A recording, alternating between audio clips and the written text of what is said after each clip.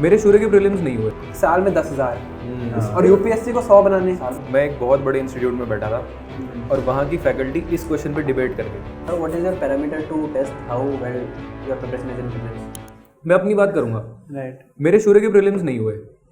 वो इसलिए नहीं हुए कि यार मेरे साइंस एंड टेक के क्वेश्चन गलत हो रहे हैं या बाउंसर क्वेश्चन गलत हो रहे हैं। वो इसलिए नहीं हो रहे क्योंकि मैं इकोनॉमी क्वेश्चन गलत कर रहा हूँ, मैं पॉलिटिकल क्वेश्चन गलत कर रहा हूँ। इजी थिंग्स गलत करके आओगे आप अपने यार मेरे नोट्स में एक सवाल था जो वो आया था ना, एक मॉडर्न हिस्ट्री का सवाल आया था किसी कमीशन का, कि जिसमें सेंटर और स्टेट कुछ ऐसा था कि प्रिंसली स्टेट्स का कुछ रिलेशनशिप था, किसी कमीशन ने बोला था। भाई मेरे नोट्स, हंटर कमीशन मेरे नोट्स में था।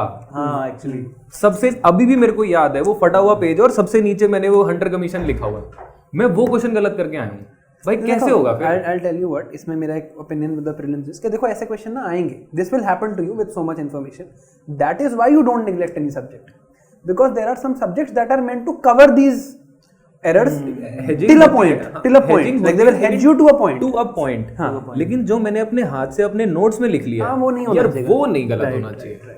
जो स्टैंडर्ड किताब में है, अगर तुम लक्ष्मीकांत पढ़ के जा रहे हो और पार्लियामेंट का क्वेश्चन गलत कर रहे हो, देन मेरे को लगता है कि यार फिर आपकी रिवीजन उस लेवल पर नहीं है। बट मेरे को ये भी है कि ऐसा क्यों हो रहा है, जैसे मतलब why are people doing this? एक तो रीजन है कि चलो भूल गए, एक है कि आप क्योंकि डाइवर्सिफाई नहीं करते, आप एक ही सब्जेक्ट को इतना पढ़ लेते हो, इसका मैं ये भी कर लूँ, ये भी कर लूँ, you stay on the track and do the diversification करनी है वो सब्जेक्ट्स की करो रादर देन कि मैं और डेप्थ में। ये बिल्कुल सही है, मतलब he has a very good point. ये हेजिंग वाला, अब मैंने बीच में आई रेज्ड अ पॉइंट कि भी मेरे इस बार काफी ज्यादा नंबर प्री में बन रहे थे, जैसे तेरे 115 बन रहे थे, मेरे 120 के आसपास बन रहे थे।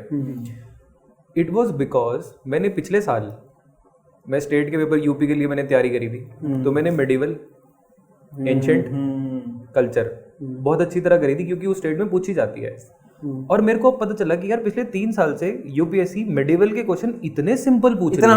हाँ बिल्कुल डुएबल, मतलब एकदम मतलब मेरे को लग रहा है कि यार ये बेबी क्वेश्चन है। हाँ सॉल्यूशन से हो रहे हैं एंड वो टफ क्यों लगते हैं क्योंकि पढ़ के नहीं गए हैं यार मेडिवल तो। यस, वो हेजिंग जब आप गलती नहीं कर रहे हो प्लस आपने डाइवर्सिफिकेशन कर लिया, फिर आपके एक्सेप्शनली हाई नंबर आ रहे हैं। एक चीज और बताओ, what is your parameter to test how well your preparation is in prelims? What is the parameter, how do you check it? Paper से पहले तो नहीं होती।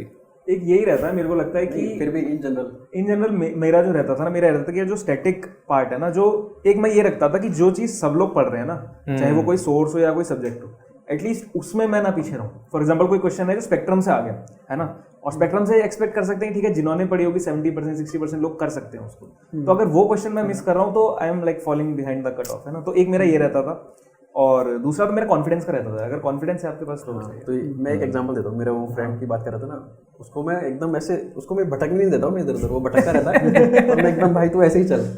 चल रहे हैं भाई, चल रहे हैं, खा के जाएंगे, वहाँ भी खाना है भाई। वो एक दिन ना प्री के टेस्ट दिया 2, ये ओपन टेस्ट होते हैं ना, प्री ओपन 2 टेस्ट दिया है। नंबर उसके आ रहे थे 40, एक में तो एक में 60 नंबर आ रहे थे। मैंने कहा चल मार दे, मेरे तो 35 गया है, तेरे एग्जाम में 2 महीने, मेरी में तो 1 ही महीना था। भाई इतना डिफिकल्ट होता है वो जो कोचिंग की टेस्ट सीरीज होती है, अगर मेरे को कभी उसमें बिठा दिया जाए I can never solve them. मैं आपको बताता हूँ, आपने खोला हिमांशुज आईएएस, ठीक है, यहाँ चलेंगे इस बात पे सीरियसली बिकॉज यार ये हिमांशुज आईएएस आपने खोला, ये 3 लोग आपके पास अप्लाई करने हैं जॉब लेने के लिए। ये मिस्टर अक्षत सबसे ज़्यादा स्किल्ड है, मिस्टर मनस्वी सेकंड स्किल्ड है, और मैं सबसे बड़ा गधा हूँ, ठीक है। अब आपको 3 लोगों को जॉब देनी है और 3 पोजीशन है, एक है टीचर की, एक है कंटेंट डेवलपर की, और एक है एमसीक्यू मेकर की। आप मैप कर लो job we have come full circle जहाँ से हमने शुरू करा था। अब क्योंकि जो बना रहा है यार, एक तो और कितने क्वेश्चन बनाने हैं मेरे को साल में 10,000 और यूपीएससी को 100 बनाने हैं। साल में तुम 10,000 क्वेश्चन बना रहे हो, still you are not able to do it. अरे मैं बताता हूँ ना, why you are not able to do it, because मेरे को साल में 10,000 बनाने हैं, यूपीएससी को बनाने हैं 100, और जो यूपीएससी में बैठ के बना रहा है वो मेरे से 100 टाइम ज्यादा स्किल्ड है। तो ये 10,000 का फैक्टर का डिफरेंस आ गया है बिटवीन देम एंड मी, तो मैं कैसे मैच कर लूंगा? जैसे मैं मनस्वी भैया को कह रहा था कि मान लो नहीं होता है सर, और कोचिंग इंडस्ट्री में जाते हैं तो पढ़ाने ही जाते हैं ना। एग्जैक्टली, कंटेंट डेवलपर थोड़ी बन सकते हो आप। जैसे इस साल ड्यू प्रोसेस ऑफ लॉ का क्वेश्चन है ना, हां यूपीएससी बहुत बेसिक चीज पूछता है, मतलब एनसीईआरटी में लिखा है भाई, बेसिक है, बहुत बेसिक है, और ऐसे ही पूछता है वो, बट कोई लोगों से सॉल्व नहीं हो रहा वो, तो टेस्ट जगह आंसर गलत है उसका। मैं मजाक नहीं कर रहा हूँ, मैं एक बहुत बड़े इंस्टीट्यूट में बैठा था और वहाँ की फैकल्टी इस क्वेश्चन पे डिबेट कर रही थी। और ये एनसीईआरटी में 9 है, ये मतलब इट्स रिटन देयर। इसके ऊपर डिबेट हो रही थी उनके टीचर्स रूम में, जहाँ पे बैठ के मैं लंच कर रहा था। वो जो 2 ऑप्शंस है ना जिनके बीच में fair application and principles of natural justice. एक पॉइंटर बोलूंगा मैं, जैसे अपन बोले थे ना कि एनसीईआरटी पे अपन वी वर अगेंस्ट इट, सिर्फ 6 to 10th, मैं सिर्फ 6 to 10th की एनसीईआरटी के अगेंस्ट हूं। 11th 12th की मैंने पढ़ी है भाई साहब। मैं क्या करता हूँ, मैंने क्या करा है ना, मैंने पहले पढ़ी थी स्टैंडर्ड बुक्स, ठीक है, मेरे को बहुत बड़ी अंडरस्टैंडिंग होगी, चीजें समझ आ गई, इन डेप्थ समझ आ गई। Now I went through NCERTs. एक एनसीईआरटी लिटरली 2 घंटे में 2 घंटे में करेक्ट 6 7 8 कुछ खास एक्स्ट्रा मिलेगा ही नहीं। कुछ मिलेगा ही नहीं, तो you will have a satisfaction bye NCERT. But उल्टा एक लाइन बोलता था कि तैयारी एनसीईआरटी से शुरू मत करो, लेकिन खत्म उस पे करो, खत्म करो। क्योंकि एंड में तुम ये देखो यार, इसमें ये लाइन लिखी है, मैंने शायद ये लाइन इंपॉर्टेंट हो सकती है और ये लाइन स्टैंडर्ड बुक्स में नहीं लिखी, ये वहां पे लिख दी, एक्स्ट्रा है, वेरी गुड थिंग। यार मैं इसमें एक लाइन जरूर ऐड कर दूंगा, ये जीएस के लिए डिस्कशन हो रही है, अगर कोई मेरे ऑप्शनल का है ना भाई एनसीईआरटी से शुरू करना और एनसीईआरटी पे खत्म करना। इससे प्यारी किताब मेरे को कोई नहीं मिली आज तक। हाय, मैं हूं doctor Khan, founder and director of KSG. मेरे बारे में जानने के बाद और मेरी कहानी सुनने के बाद जोश टॉक ने मुझे अप्रोच किया और उसके बैकड्रॉप में आज एक मैं बहुत बड़ा अनाउंसमेंट करने वाला हूं आपके लिए।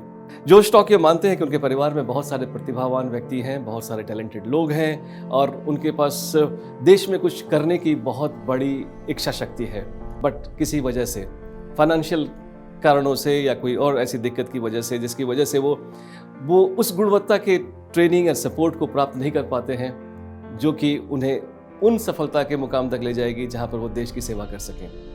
मैं मानता हूं कि देश के हर युवा में एक प्रतिभा है। जोश के माध्यम से आज मैं ये एक बड़ी अनाउंसमेंट करना चाहता हूं कि फाइनेंशियल इशू की वजह से अगर कोई स्टूडेंट अपनी प्रतिभा का प्रयोग नहीं कर पा रहा है तो वो दिक्कत आज के बाद नहीं रहेगी। आज आपको मैं जोश के माध्यम से ये बताना चाहता हूँ कि मैं बहुत बड़ी स्कॉलरशिप देना चाहता हूँ और ये इंश्योर करूँगा कि अगर देश में कोई टैलेंटेड व्यक्ति है जो कि पढ़ना चाहता है, कोर्स करना चाहता है और सिविल सेवा में जाना चाहता है, उसको फाइनेंशियल इशू की वजह से रुकना नहीं पड़ेगा। और ये एक ऐसा मुकाम है, एक ऐसा अवसर है देश का, जब हम देश में गुजर रहे हैं अमृत काल से, we can always contribute to this beautiful India through this services. इसके बारे में जो स्कॉलरशिप के बारे में डिटेल्स चाहिए वो नीचे दिए गए लिंक में अवेलेबल हैं एंड हम साथ मिलकर आगे बढ़ते हैं।